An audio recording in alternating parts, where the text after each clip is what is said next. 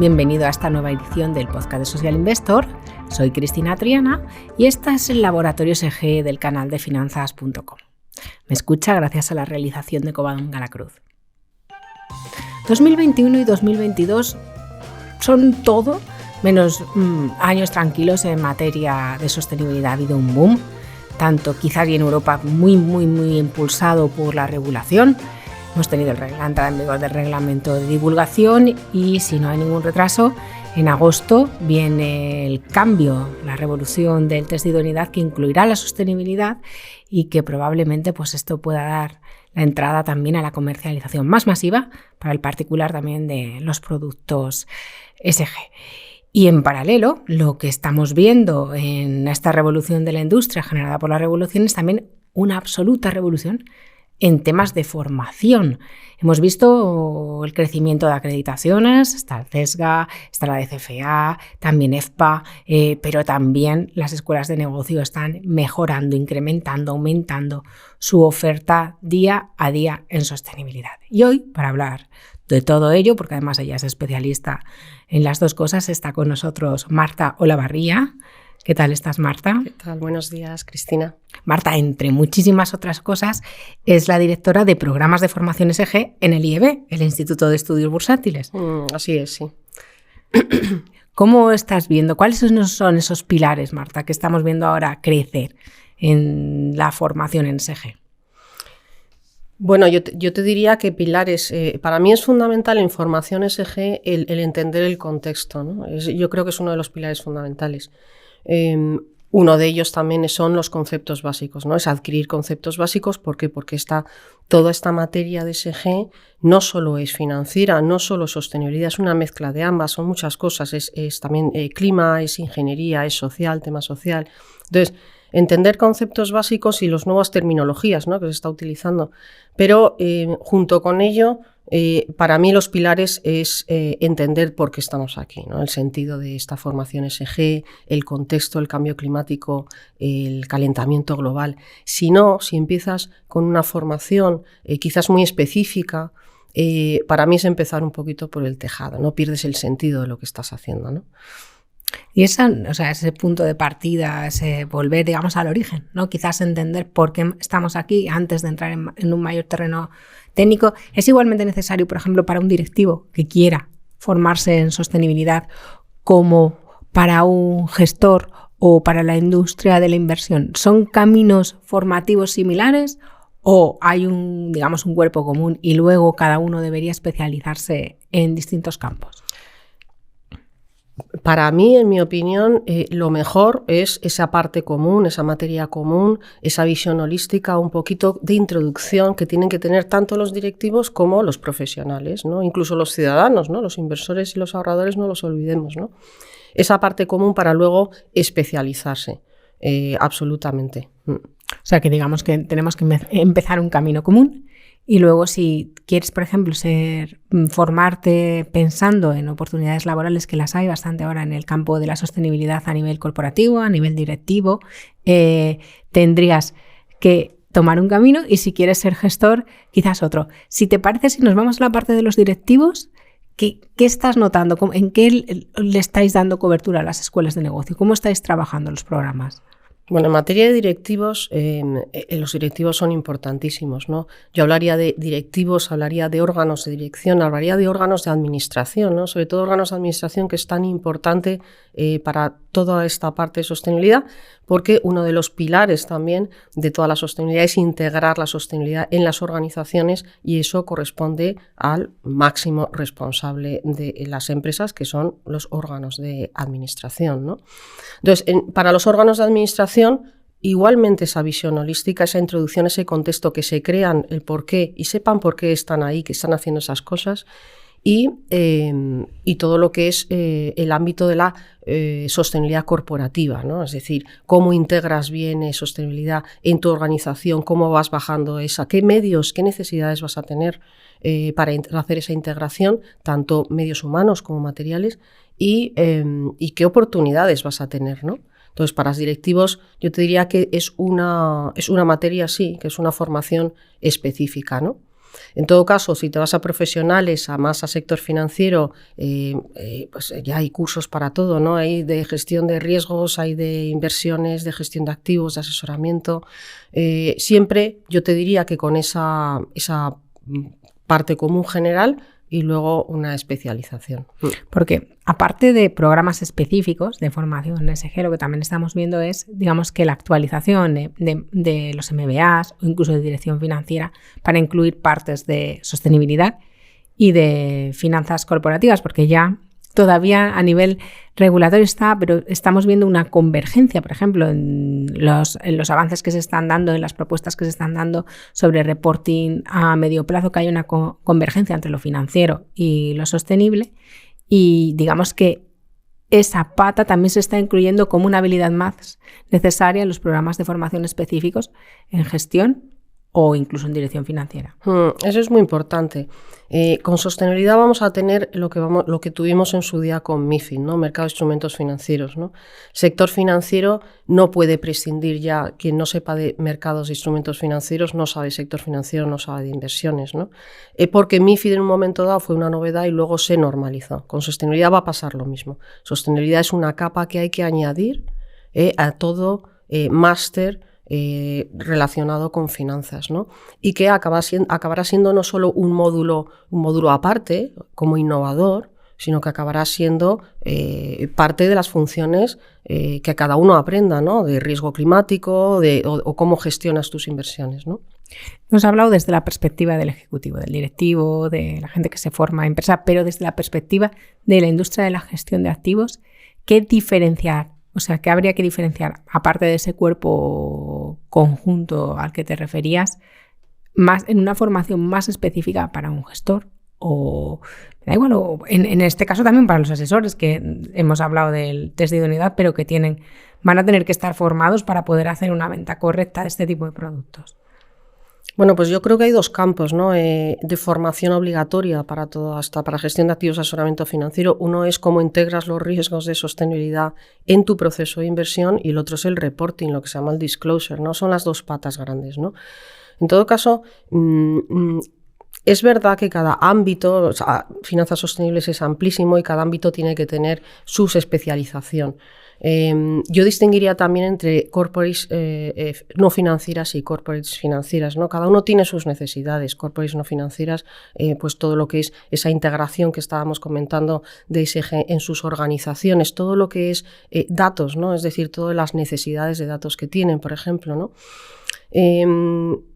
Y gestión de activos, asesores financieros, la parte más de reporting, más de integración de riesgos, etc. En todo caso, yo soy partidaria de que ambas partes y ambos mundos conozcan las necesidades y oportunidades del otro. Tienen que conocerlas, porque si no se están perdiendo todo. Y aquí vemos otro de los puntos fundamentales de ESG, de esta materia, que es la interacción de todas las ángulos que tiene ESG, ¿no? Me imagino que ha pasado como otras muchas disciplinas, pero quizás una de las cosas que vemos en la sostenibilidad es que está todo por construir, o sea, está en construcción, ¿no? Esto quiere decir que si hoy queremos emprender un camino nuevo, formativo, tenemos que ser conscientes de que nos quedan muchos años de formación permanente. Formación es permanente, efectivamente, esta continua evolución. Tú lo sabes, Cristina, con Social Investor, todo el rato estamos con noticias nuevas, con evolución, con nuevas normativas, con novedades, ¿no? Y yo entiendo que esto al final no es fácil para la persona que quiera formarse elegir, ¿no? Es decir, ¿qué hago, no? ¿Cómo lo hago, no? Pero bueno, yo también cuando formas a la gente en sostenibilidad y le das esa primera pincelada, también lo que haces es empujarles y ayudarles a que tengan o adquieran interés por el tema para que luego puedan entender ellos, primero decidir su propia trayectoria de formación y luego incluso comprender mejor todo lo que está pasando con las noticias geopolíticas y económicas que está pasando. Por tanto, para mí es una palanca, es una primera palanca para que luego cada uno coja su propio camino, ¿no? ¿Notáis que, y ahora te pregunto por el IEB, que hay una demanda creciente de necesidad formativa en temas de sostenibilidad? Hay muchísima demanda, sí, hay muchísima demanda. Quizás es una demanda que se tiene que ordenar un poco, ¿no? Y la oferta se tendría que ordenar un poco, pero hay mucho interés. Y además de todos los sectores, no solo, ya te digo, corporates financieras, no financieras, profesionales y ejecutivos, sino también ciudadanos y ahorradores, ¿no? Que tienen interés porque seas o no creyente de cambio climático, del activismo, del calentamiento global, lo que sí que esto es una realidad europea, es una realidad ya española y, por tanto, si quieres estar en la actualidad, tienes que formarte en estos ámbitos, sí. Y respecto al propio ahorrador, hay una curiosidad entonces por estos temas. Todavía les falta, quizás, bueno, nosotros no quiero decir pero que les falta tener cauces para entender esto de una forma correcta también. Sí, tienes que tener tu cauce para entender esto de una manera correcta, ¿no? Y yo creo que los formadores, uno de nuestros papeles es difundir, es la difusión de toda esta materia, ¿no? De finanzas sostenibles, ¿no? Y a los ciudadanos y a los ahorradores también les podemos ayudar mucho a entender de qué estamos hablando.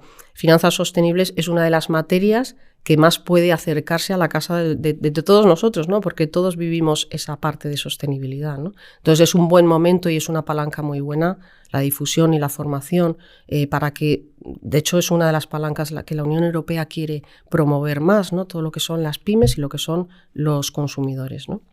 Bueno, coincidimos hace muy poquito en un evento de ASEAFI, justo, y asesores financieros. ¿Tiene ese papel un poco? También el asesor financiero va a tener un papel formativo muy importante para hacer realmente entender en qué se está invirtiendo cuando se invierte en sostenibilidad, porque hoy en cualquier sitio ves sostenibilidad y realmente es un concepto que se ha quedado, que todo el mundo utiliza, pero quizás cuando nos llevamos al bolsillo, a cómo haces un análisis de inversiones, a qué supone, a qué diferenciaciones hay, quizás evidentemente todavía no es una cosa que se conoce mucho. Nosotros ya escribimos muchísimo del activismo, cómo el activismo puede cambiar, cuál es el engagement, cuáles son las políticas de engagement. Son palabras que hasta hace relativamente poquísimo no escuchábamos cuando nos referíamos a la gestión de fondos. ¿Qué papel va a tener ahí el asesor financiero? Bueno, pues el asesor financiero tiene un papel muy relevante, ¿no? En todo lo que es formación y educación. No sé si es educación financiera o educación sostenible, ¿no? Igual que en MiFID CNMV marcó las pautas con esa guía técnica de conocimientos y competencia del personal que informa y asesora mercados financieros, pues tendrá que sacar sus propias pautas para el personal que informa y asesora en materia de sostenibilidad. Y el primer paso será que el asesor se forme con esas acreditaciones, porque al final el mundo de la acreditación está ahí, ¿no? Es decir, con esas acreditaciones de CESGA, EFPA, CFA, etcétera, ¿no? Pero su papel es muy importante en cuanto a educación y no es fácil en una materia tan compleja como esta, que no solo son términos financieros, sino que son incluso términos complejos para el propio asesor, trasladar eso de una manera sencilla y no técnica a los clientes, ¿no? A los inversores. Necesitamos que lo están pidiendo también los asesores financieros, desde las asociaciones, menos tecnicidad, quizás en cómo nos va a llegar el test de idoneidad, en los cambios de los test de idoneidad que puede entrar en vigor y cómo va a ser para que sea comprensible, para que realmente pueda haber un lenguaje común entre quien te está asesorando y quien está recibiendo el asesoramiento. Sí, bueno, yo creo que ahora los asesores financieros se están planteando, están trabajando en cómo puede ser esa conversación con el cliente, ¿no? Yo creo que aquí hay dos temas. Uno es que el cliente nunca va a prescindir de su rentabilidad financiera. Es una de las preguntas que va a hacer es, oye, pero ¿eso va a significar minorar mi rentabilidad financiera o no, ¿no? El asesor lo tiene clarísimo, ¿no? La respuesta, ¿no? Y la segunda es, yo creo que acercarnos al mundo de la sostenibilidad es quizás poner ejemplos, ¿no? Ejemplos muy cercanos al cliente, ¿no? Que pueda entender, y así a base de ejemplos y de temáticas, pues sí que puede llegarse a esas preferencias de sostenibilidad. Hablabas hace un poquito de ordenar la oferta formativa que existe en el campo de la sostenibilidad. ¿Lo podrías ordenar un poco? Hacer 3 pilares importantes en los que podríamos un poco organizar, o el número de pilares que tú consideres. Y luego, no sé, si crees que... Yo creo que sí, que existe una enorme oportunidad ahora mismo todavía para las escuelas de negocio.